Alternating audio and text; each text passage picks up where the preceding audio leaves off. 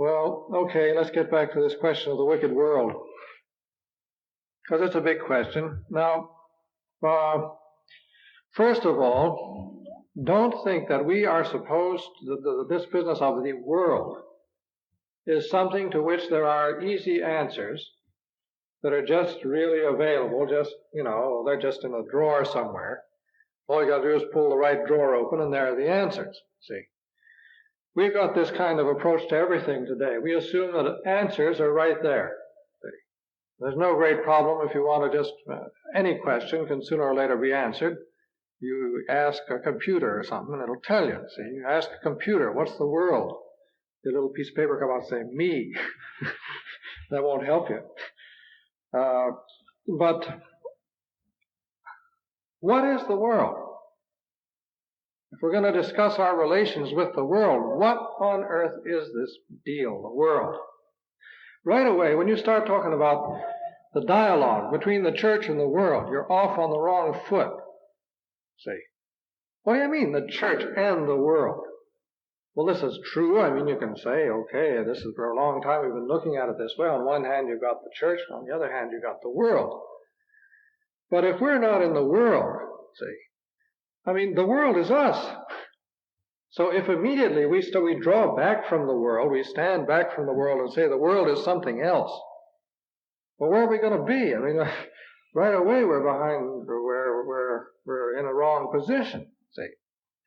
If we follow the habit that we've had for 2,000 years of assuming that the world is a great big package out there, different from us, see, we are not going to be able to cope with the problem of the modern world. Because the modern world is not a great big package out there. See, the modern world doesn't begin at the gatehouse. See, the modern world is all over the place. It isn't just something outside us. Nor is the world something that imposes conditions and demands on us, which is, of course, what we think, see. We have left the world. We have broken contact with this big system of demands. It demands certain things of us. See? It demands our service. It demands our allegiance. It imposes conditions. See? Well, all right. That's not a sufficient view of the world, if it's just something else that imposes conditions. But on the other hand, it's a dangerous view of the world, because if I become convinced, either by leaving the world or by being in it, that the world is something that can impose these autonomous conditions on me and demand to be served by me, then in fact I will serve it. See? I mean, if I assume that it is this great big entity, then I will act accordingly. Now, I think that one of the things we have to remember is that back in the beginning, the Christian effort to become liberated from the world was not an effort to become liberated from something that was there, but an effort to become liberated from something that wasn't there. See? Maybe the world in that sense just isn't there. See? Maybe the trouble is thinking that it's there. Now, if you examine the great religions, all the great religions that started in around the 6th century BC and then led up to Christianity and so on, you find they all have this in common. This was one of the great intuitions of Buddhism, Hinduism, Israel too, from a certain point of view. See, some of the great Oriental religions and Christianity too. One of the great discoveries was that there was not something absolutely objectively given to which you had to submit. In other words, the great discovery of all these religions was that you didn't have to be in submission to what is given, the sort of Dasein deal that Heidegger talks about. See, I mean, what is, it's just there, it's a big package that's put there, and you've got to accept it. You don't have to accept it. Because it's not something that you just take or leave. That's not the kind of relationship. See? It's a different sort of a proposition. But one of the things that we have to remember right away was, and this is terribly important, see, contempt for the world, for the early Christian, does not necessarily mean contempt for something that's there. It means contempt for it because it isn't there. See, it's contempt for what isn't there, not contempt for what is there. Therefore, applying that to our own particular case, see, for us, contempt for the world certainly shouldn't mean contempt for the people in the world, contempt for the way the world lives, contempt for the things that go on in the world, and so forth and so forth and so forth. But it means contempt for the world's illusion about itself. And we've got to know what that is. And it's necessary that we should be able to see what that is and not share it. Therefore, that's one of the great problems right away with this question of the church and the world and Christianity getting lined up with the world and so forth. Because if this means just simply buying a great big package of illusions, which in fact the world does have about itself and does constitute itself as a kind of an entity apart and so forth, if we buy all this stuff and then get enthusiastic about it and say that this is the new Christianity and so forth, what we do, we've done nothing.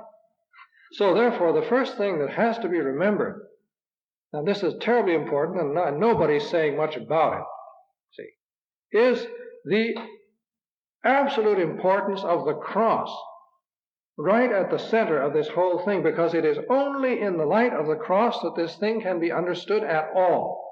See, the cross is the great Christian answer to the world as a problem.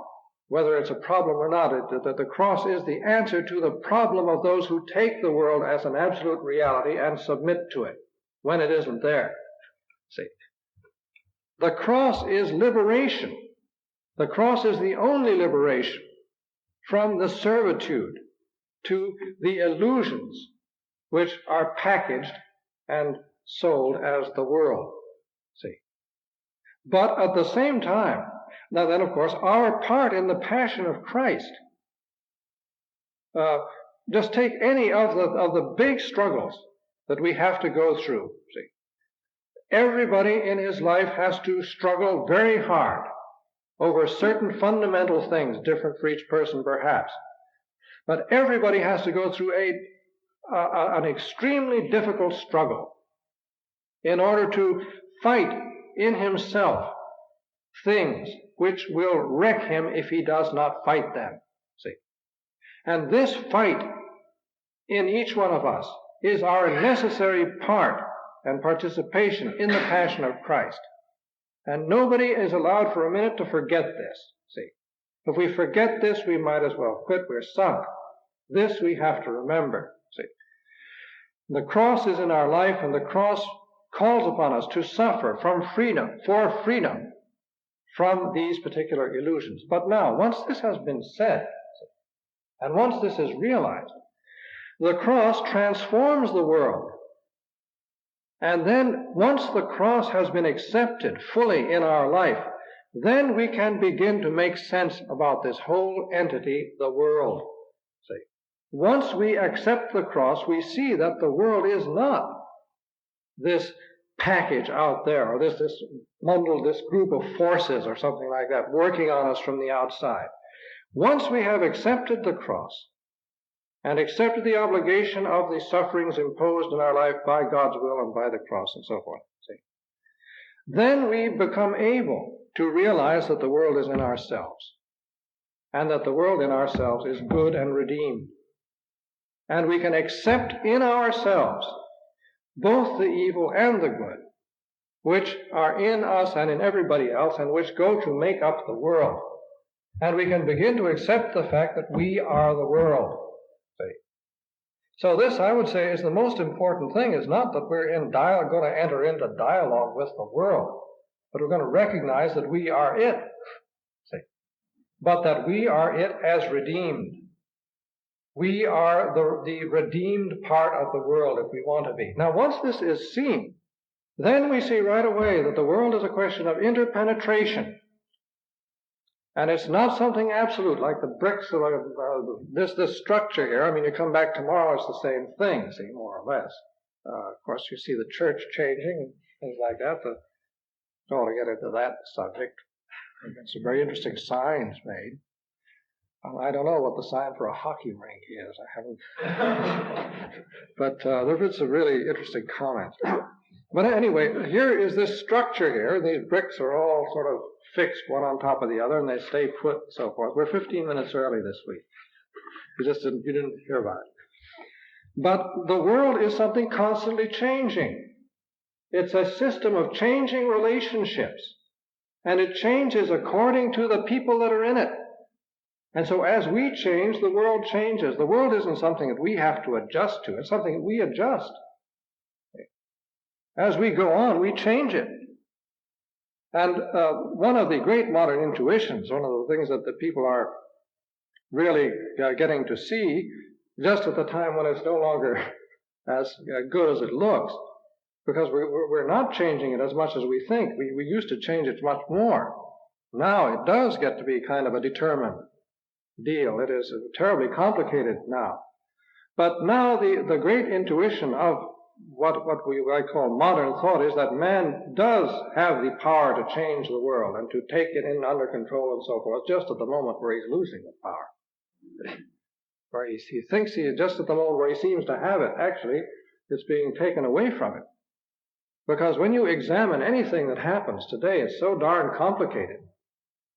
And it's so determined by the factors that enter into it. I mean, just meditate a little bit on the different steps that led up to the bombing of Hiroshima, see, which was absolutely unnecessary, but which for various reasons appeared to be necessary. And you've got all these people of perfectly good will, good, honest Joes, see, who really wanted to do the right thing and really were thinking about, trying to get this thing done straight and so forth.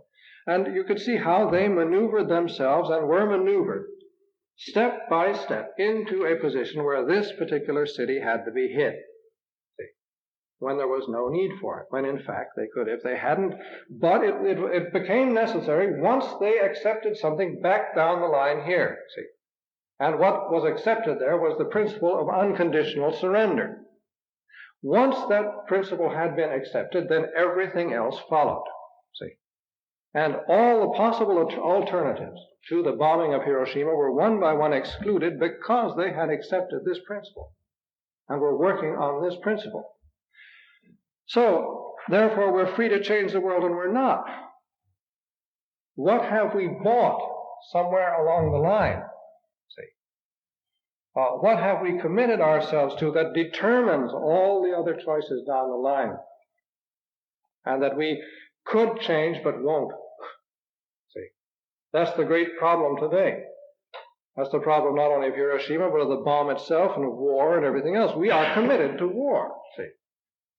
You can talk all you like about the peaceful settlement of world problems as long as people are committed to the principle that war is the only effective last resort in solving international problems. You're going to have it. And if you're committed to that principle, sooner or later somebody's going to blow the whole shooting works up, see.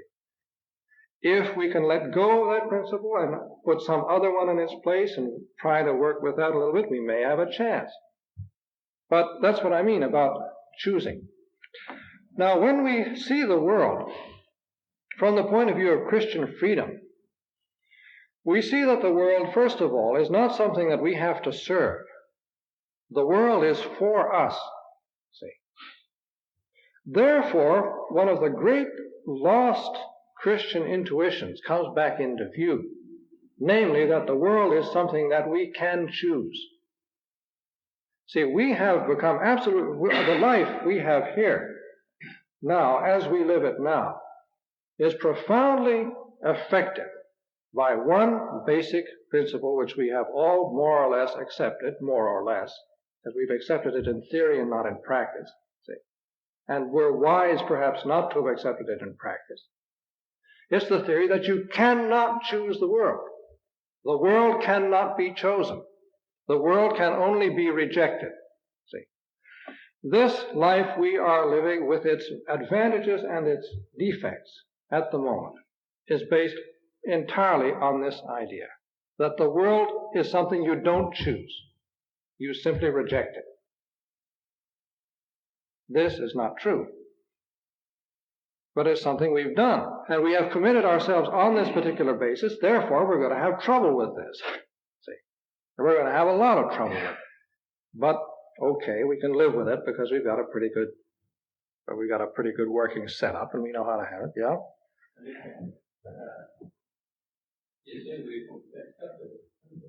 Well, we made vows on this basis.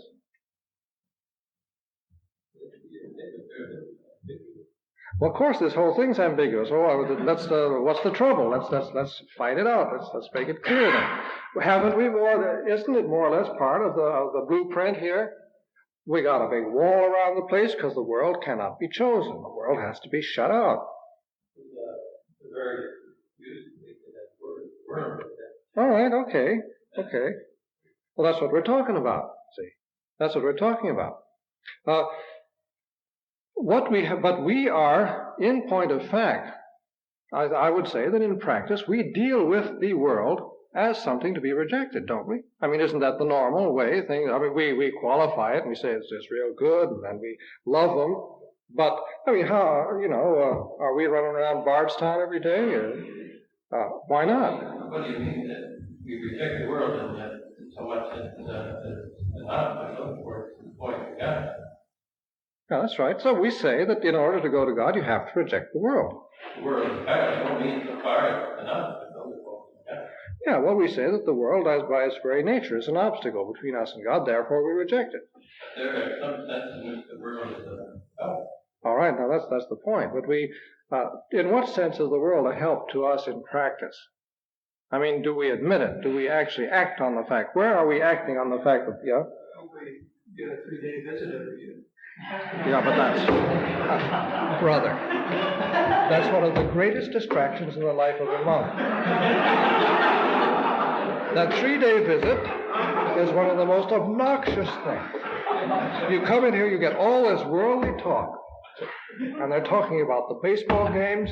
You're out there perhaps drinking beer, see? And, well, Brother Elias, I see you and I really agree.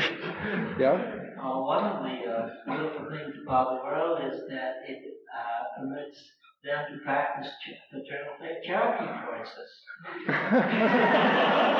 No, they could make donations. We can't resign. I mean, if we could resign from the human race, then we could shove the world away from us. Yeah. Well, see, the point is... There's aspects of the world that we should not accept. Yeah. We cannot, and if we are to be Christian, really Christian. Well, and what are they? And they are our brothers because they were created by the same God. Sure, but I mean, they're not only brothers because they're created by the same God, but they're brothers because we're in the same predicament. Same boat. Yeah, exactly. But on the other hand, our life is, let's face the fact, it is eminently designed to have as little as possible to do with the world on account of the fact that the world is regarded as an obstacle, see? Which is, I mean, that's part of the program, see? And this is good, and it has its point, but the point is that now things are changing, see? And we have this pattern built up in a way that worked very good in the Middle Ages, because everybody had the same conception. And it's not working so good now. And now, as you say, it's very ambiguous, see? And now the whole thing is extremely mixed up. Yes? How about this screws around now? It's tighter than ever in communication. You don't know what's going on. Well, I mean, that's part of the problem, see? See, that is, if we assume that what goes on in the world is all either an obstacle or useless or something like that, see? Then the idea is you just simply exclude the whole thing, and having excluded it, your problems are solved. Well, now, I think that we have to face the fact that we've excluded it all and our problems are not solved, see? So therefore, what you do is you regard this thing from a different light. Maybe the fact that our problems are not solved by this particular way of looking at it means that perhaps we should look at it in some other way, and maybe we would find ourselves entering into a more living relationship with something that we are related to, see? And maybe we would be able, but it's, as I say, there's not an easy answer. Yes. In the Middle Ages, didn't the monasteries mix more with the world? Actually, they mix very much with it. See, the Cistercians in the Middle Ages, they didn't have things like telephones and so forth. You've got plenty of very interesting material on the life of the Cistercians in the Middle Ages, their dealings with the outside. They were very much involved. I mean, for example, monasteries in say, Upper Germany, I always think in terms of the monasteries up on the Moselle, used to sell their wine in Holland, and the monks were running riverboats from up by Trier and places like that down to Holland, and they were gone 6 months at a time, see, on these riverboats, and they led a more or less monastic life on the riverboats, but they also ran into pirates once in a while, and they had quite a life, see, and they were out much more mixed, but then the world of that time was much more harmonious too, see, it was a Christian world. Everybody understood what a monk was and so forth, and then there wasn't much of, if a man today is out 6 months out of the monastery, he has a rougher time than if he were in the Middle Ages. It's slightly different. But anyway, what I want to get back to is, once we have accepted the cross, we can see the world is something for us that can be chosen, see, that can be accepted as a value. It is not necessarily something with which we have to have no relation. On the contrary, it is quite possible that the relation has to be controlled. See, the relation has to be understood in relation to what we're trying to do. Obviously, I mean, if you just go to the other extreme and say, well, the world is good, and so why shouldn't we do everything that they do in the world? Let's go down to the dance hall tonight or something like that. See, well, okay, that's fine, but you no longer have a monastic spirituality. I mean, yeah. But really today where someone made a distinction between the universe, the Yeah. totality of the real, and the world, in this case, of Benedict Spinoza, Yeah. which is only in certain relationships with the real. Yeah. Yeah. But it's a closed whole on its own. Yeah. I think there are a great many worlds which we don't necessarily participate in Yeah. that go around, although we are part of the universe. Yeah. Well, of course, actually, in practice, what we're talking about now as the world is the world of man, see, and the world of man's relationships, and especially man's, what we're getting to, actually, what I'm building up to is talking about Marx, see, because that's the great problem today, actually, is the church and Marxism. Because you've only got two really big coherent systems of thought left in the world that have a real explanation of what's cooking. And that's Christianity and Marxism. See? Everything else is just partial. But with Christianity and Marxism, you've got two complete explanations, two complete worldviews. And of course, Marxism is an essentially worldly religion. It is a religion of the world. For Marxism, unworldliness is original sin. See? Because unworldliness is the primal delusion for Marxism. See, just as for us, worldliness is the primal delusion, for Marxism, unworldliness. The unworldly man is the man who, by definition, is kidding himself. See? He is cutting himself off from reality. Because the only reality is worldly reality. And what Marxism means by worldly reality is work. See? That is to say, not just putting in 8 hours a day, see, or 20 hours a day, depending where you're working. If you're working at Norilsk, the hours get to be longer and colder. But work in the sense of man's effort to provide for himself and to build for himself a world in which he can live. This is the world. Now look, we're in this world. Let's face that. See, we work more or less. Some more, some less, but we work. See. And this is it. Anybody who works, anybody who eats, from the moment you eat, you're in the world. See? If you stop eating, okay. You're out of the world. From the moment you put a piece of bread in your mouth, you're part of the world. See? You're in it. Who made the bread? Where did it come from? See? You are in relationship to the guy that made this stuff. Where is... He's out eating. And what is your relationship to it? Do you deserve to be eating this stuff? See? Do you have a right to it? See, that's the world. And that's no illusion. See? Now, this is a very important question, because if you've got an awful lot of people putting that bread in their mouths without any right to it, you've got trouble. There's something wrong. See? And that is part of the problem, is that a lot of the goods of the world are going in places where they don't ought to go. And the places where they ought to go, they're not going. This is the world. See?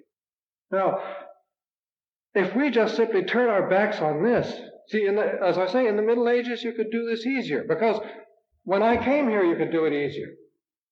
See, when I came here 25 years ago, Dom Frederick was still running this place as a completely isolated citadel of prayer.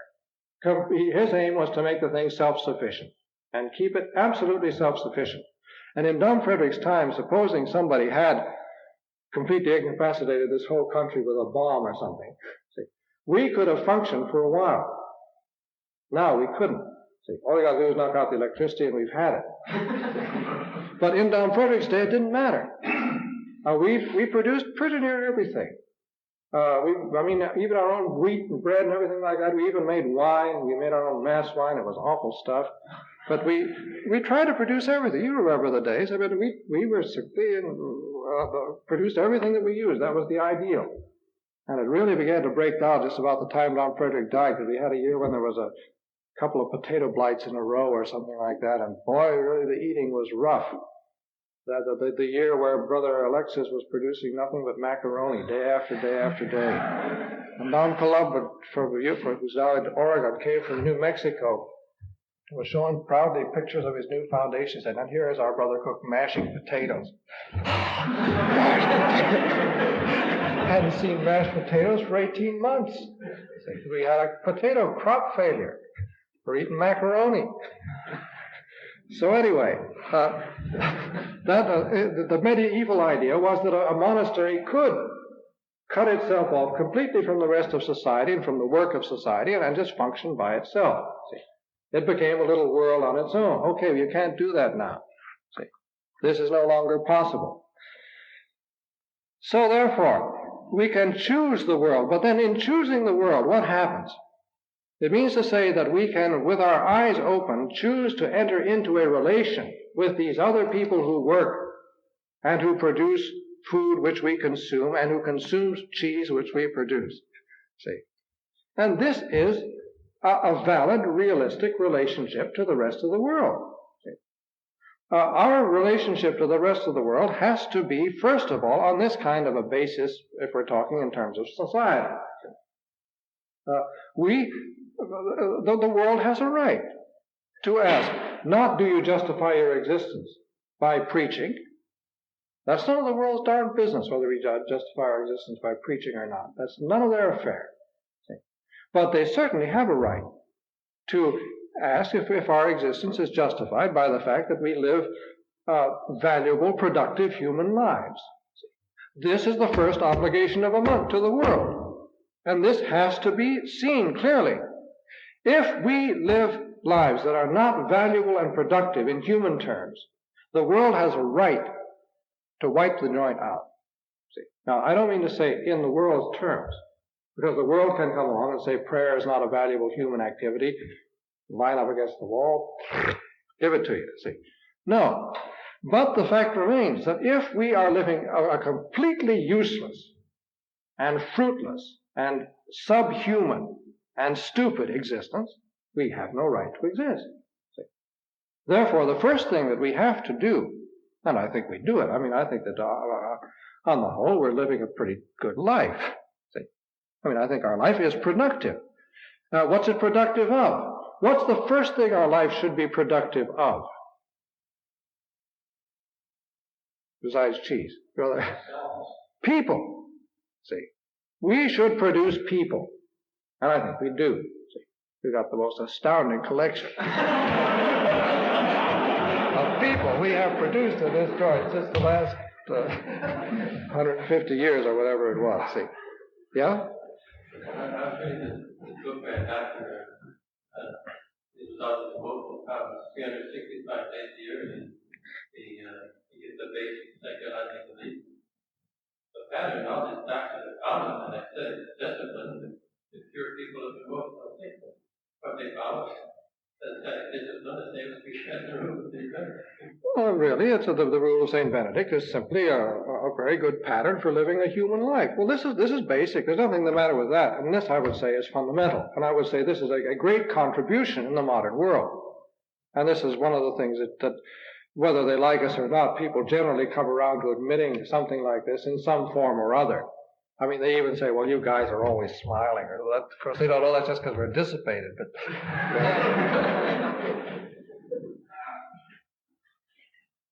It seems to me, though, that the world is allowed to ask a question, Mr. Jack, yeah. that you're separating the spiritual side, cutting the spiritual side off from the world, and saying that they only is material. No, I don't see that at all. Well, then what gives them the right to ask a purely material question? That's not a purely material question. That's a spiritual question. See, What's spiritual about it? I would say this is one of the fundamental points. I think we have to start from this idea that the material is spiritualized by grace, by Christ. See, and that living a good, valuable human life is the foundation of all spiritual life. Therefore, is spiritual. But that's what the Benedictines do, and I understand, thrive just on the idea of the love of God. Well, you don't separate the love. The first step in the love of God is being human. My first obligation to God is to be me. If I love God without first being me, I'm cheating him. I'm selling him a phony bill of goods. I've got to start out. See, if I love God, I've got to love him with my heart. If I love him with my heart, I've got to have a heart. And I've got to have it in my possession to give. One of the most difficult things in life today is to gain possession of one's heart in order to be able to give it. We don't have a heart to give. See? We have been deprived of these things. And the first step in the spiritual life is to get back what we have to give and to be ourselves. And I think that the whole program of the spiritual life for us needs to be kept right on this basic level, and then the other follows by itself. See? Well, if you hang around a little while, you'll get used to it.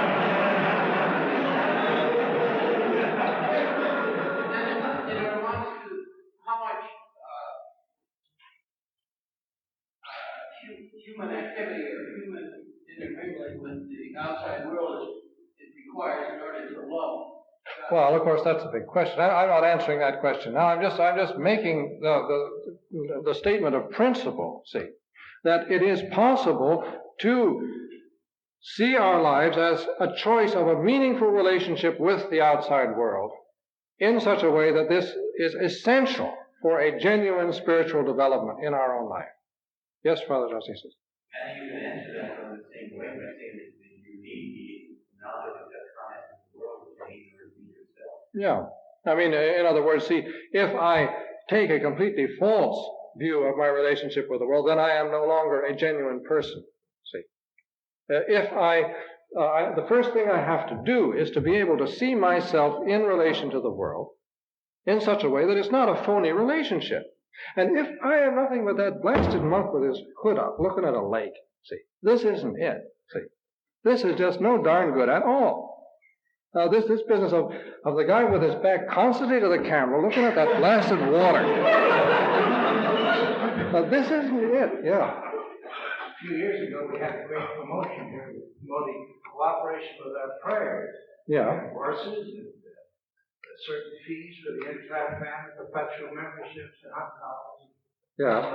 Yeah. We can live that way too, which I think would be phony. Yeah. Well, that's another false relationship. See, that's again, it is not on the right level. It isn't real.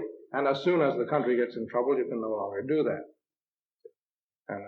So I would say that's another point. See, a real relationship is one which is going to be able to subsist if the country goes broke. See, if we are living something, we built something here that can continue when everybody else is starving and we've got a right to continue. We don't have to break it up and go out and do something else. And it's justified. But of course, you've always got problems. I mean, the world with a capital W in its own view of things may come along and decide that we're not worth anything, and they may be wrong. See, and you don't have to accept that. But anyway, let's move on with this thing. Choosing a real creative relationship to the rest of the human race, which we love, see, because they're our brothers, and because you just don't love them in the abstract. See, it gets back to the first epistle of St. John. If I've got a nice, cozy life in the monastery, and I'm not disturbed by anything, see, and I have no problems and responsibilities except who's invitator next week, or something like that, see. And I don't have to worry about paying doctor's bills for my kids, and I don't have to worry where the money's going to come from to pay for the furniture, and all that sort of stuff. I'm relieved of all that, and I'm just simply taking advantage of that and sitting back and saying an occasional Hail Mary, see, and offering it up for the world and so forth. But this again, it isn't enough. A person shouldn't allow himself. And we all have problems about that. I mean, every man in this room is going to have very serious, valid problems. At some time, if he isn't, there's something the matter with him. Is my life worthwhile? See, is this for real? See, am I really fulfilling? Am I fulfilling my human obligation to the rest of the human race? See, or am I a drone? This is a very important. Yeah. I disagree with you, brother, but I think that the idea of love is sufficient if you could attain that higher love. I mean, the love of God is not a kind of a... I know what you mean, but if you think the thing through, you'll find that if this love of God is purely in the head, it doesn't work. It can't be purely in the head. You are saying perfectly rightly that if I have a real, honest, pure intention to love God, that suffices. And I agree with you perfectly. But the point that I'm talking about is, how do you know it's honest? And I am saying that honesty has to be submitted to certain tests. It's not just up to me to say it's honest. I can say it's honest, I can believe it's honest, but somebody's going to come along someday and say, I don't think it's honest because you're a drone. You are a phony. And if he's right, then I have to start over again from the bottom. And this happens in the religious life. There comes a time when a person with the best will in the world may have built the whole thing up on a structure in his head, and he may be convinced that it's right, and he may be convinced that it's okay. And at some point in his religious life, the whole blame structure collapses, and he has got to start over again from the beginning if he's honest. And if he's not honest, he is really going to be in a mess. And we know that this can happen. See? So all I'm saying is you're perfectly right as to your principles. See, that a pure intention to love God is fine, but it's got to be pure. And that is what I'm talking about, see. I'm talking about the practical problems. And that therefore, loving the world from a certain point of view is necessary for the love of God. See? From a certain point of view. Now, that doesn't mean loving sin, or it doesn't mean anything like that, but it means loving the value that God has placed in my fellow man, and loving my fellow man who struggles for an existence, harder than I do maybe.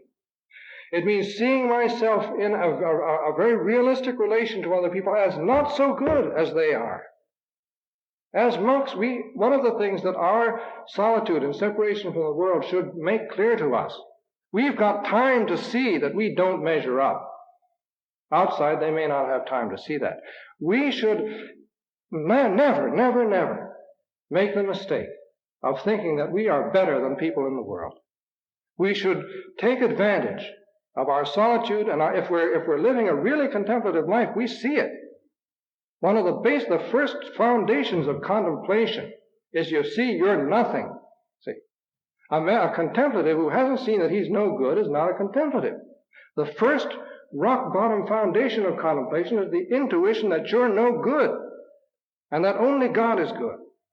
That's the fundamental. And that's what we're here for. That's what our life gives us.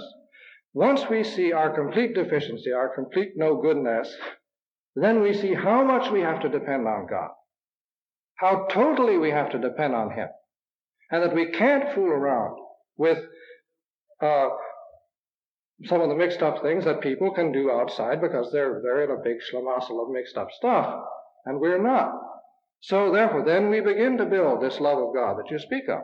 And then you get this kind of love of God that does justify our existence and so forth, based on this kind of very realistic view of who we are and where we are in the world.